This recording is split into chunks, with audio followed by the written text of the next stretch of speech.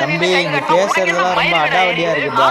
நானும் இது என்னது உதயநிதி ஸ்டாலினை பத்தி சில வீடியோ போட்டா அதுல தம்பி எப்படி கையை காமிச்சிட்டு வர்றாரு, கை கொடுத்துட்டு வர்றாருன்னு நீங்களே பாருங்க. அப்புறம் பற்றி விஜயை பத்தி நீங்க பேச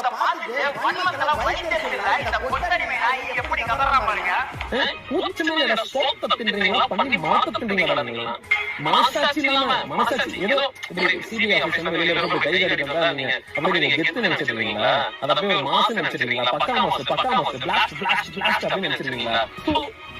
ரெக்கையும் கெட்டவங்களா பண்ணி சோத்த தின்றீங்களா?